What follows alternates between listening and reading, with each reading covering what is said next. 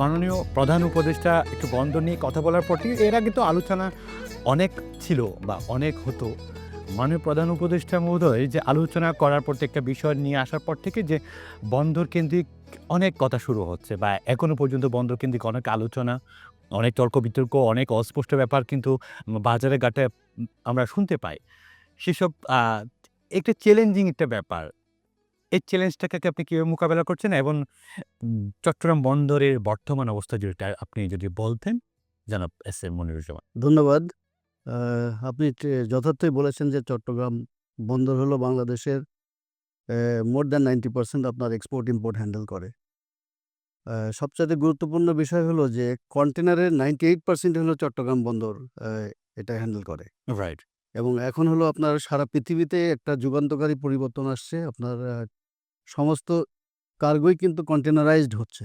সেই কন্টেইনারাইজেশন এর কারণে জাহাজের যেরকম আ সাইজ বড় হচ্ছে, ঠিক একইভাবে আপনার স্পিড এটাও আপনার বেড়ে যাচ্ছে, এফিসিয়েন্সি। তো সেটার জন্য আপনার ক্যাপাসিটি এবং এফিসিয়েন্সি ২ টার কারণেই আপনার আমাদের ভবিষ্যতের এটা একটা বড় একটা চ্যালেঞ্জ। এবং এই চ্যালেঞ্জ মোকাবেলার জন্য অবশ্যই আমাদের যে শর্ট টার্ম, মিড টার্ম এবং লং টার্ম প্ল্যান নিতে প্রকল্প হবে। নিয়েছে। এবং সেইভাবেই কিন্তু আমরা বন্দরের যেই পোর্ট মাস্টার প্ল্যান করে সেই অনুসারেই আমরা আগাচ্ছি। এবং শর্ট টার্মের ভিতরে হলো আমাদের এখন যেই পোর্টগুলো আছে সেইগুলোকে আসলে বাস্তবমুখী এবং আধুনিকায়ন করা হলো অপরিহার্য। নাইলে আমাদের যে এফিসিয়েন্সি গেইন হবে না। কারণ আমরা অলরেডি এখানে স্যাচুরেটেড হয়ে আছি। আমাদের যে ক্যাপাসিটি এখন তার চাইতে আমরা এখন বেশি হ্যান্ডেল করতেছি। কিন্তু এই এই এফিসিয়েন্সিটাকে বাড়াইতে গেলে এখানে অবশ্যই আমাদের টেকনোলজি এবং গ্লোবাল যে বেস্ট প্র্যাকটিসেস এগুলোকে আমাদের অ্যাডপ্ট করতে হবে। তো সেইজন্যই আমরা চাচ্ছি যে এই পোর্টগুলোকে গ্লোবাল যে বেস্ট অপারেটর যারা আছে, তারা যদি এখানে আসে তখন হবে কি তারা একটা ট্রান্সফরমেশন করবে। রাইট, টেকনোলজিক্যাল রেভলিউশন হবে। রাইট, এবং এর ফলে হবে কি এখন যে সার্ভিস পোর্ট মডেল, এটার থেকে আমরা সরাসরি যে আ ল্যান্ডলর্ড মডেলে চলে আসবো। এবং এই ল্যান্ডলর্ড মডেলটাই হলো সারা পৃথিবীতে একটা আ আ মানে এস্টাবলিশ একটা প্র্যাকটিস।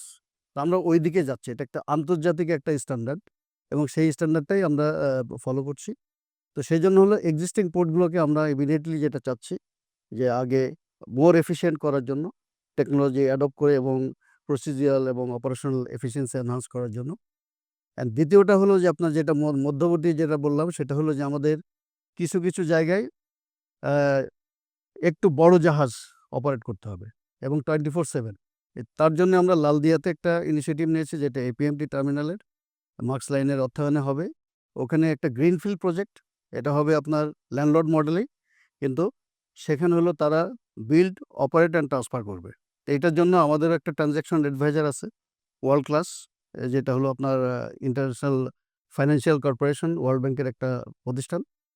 এবং আমাদের যে কাউন্টার পার্ট উনাদেরও একটা আ ট্রান্সেকশন অ্যাডভাইজার আছে। সো এটা নিয়ে আমরা যে পাবলিক প্রাইভেট পার্টনারশিপ এর যে প্রসিডিউর আছে, টোটাল প্রসিডিউর আমরা 100% ফলো করে এই কাজটা করতে চাচ্ছি এবং সেভাবে এটা এগিয়ে যাচ্ছে। এটা একটা দীর্ঘ প্রক্রিয়া।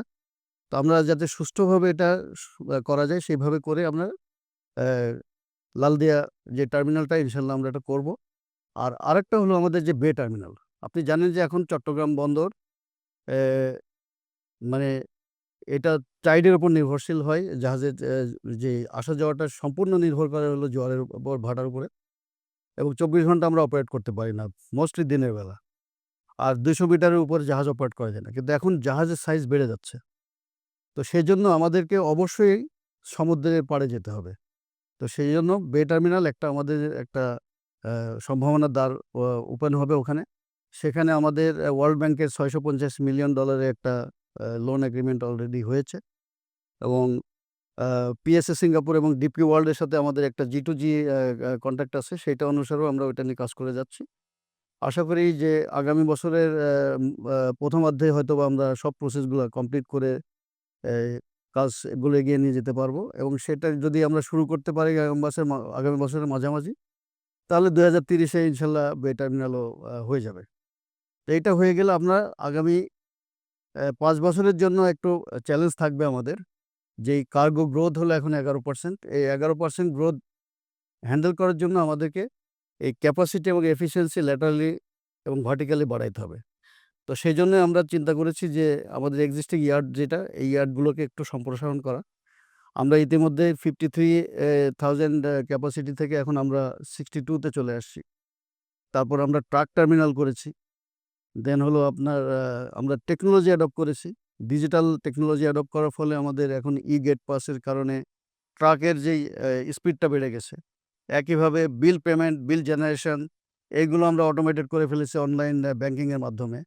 অ্যান্ড নেক্সট আমরা যেটা চাচ্ছি আমরা যে পোর্ট সিঙ্গেল উইন্ডো যেটা আমরা বলছি সিপিআই স্কাই, এটা আগামী ফেব্রুয়ারিতে লঞ্চ হয়ে যাবে। তখন আমরা 100% অটোমেটেড হয়ে যাব এবং সেখানে আমরা কাস্টমসের এসআই কোডা এবং আমাদের যে operating system, terminal operating system, এই দুটাকে আমরা ইন্টিগ্রেট করে ফেলবো। এটা করে ফেললে তখন আমাদের টোটাল অপারেশনটা হবে হলো আপনার অটোমেটেড। অটোমেটিক। এইটা হয়ে গেলে তখন দেখবেন যে আমাদের এফিসিয়েন্সি বেড়ে যাবে, ক্যাপাসিটিও বেড়ে যাবে। তো সেই জন্য আমরা এটা নিয়ে খুব এক্সটেন্সিভলি কাজ করছি 24/7। আশা করি যে আগামী 5 বছরের জন্য আমাদের কোনো সমস্যা নেই। এখন গ্লোবাল ইনভেস্টররা তারা কিন্তু বাংলাদেশে আসার জন্য উদগ্রীব হয়ে আছে এবং পোর্টই হলো আসলে এটার জন্য একটা মানে মেইন চ্যালেঞ্জিং এরিয়া। এরিয়া তো সেই জন্য আমরা যদি পোর্ট যদি ঠিক করে ফেলতে পারি বা এটা শক্তিশালী করা হ্যাঁ। যায়, সেক্ষেত্রে কিন্তু আমাদের ইনশাল্লাহ তাহলে বড়, বড় ইনভেস্টররা বাংলাদেশে আসবে। হাই এন্ড প্রোডাক্টগুলো বাংলাদেশে আসবে। কারণ আমরা তখন স্পিড টু মার্কেট এটা অ্যাটেন্ড করতে পারবো।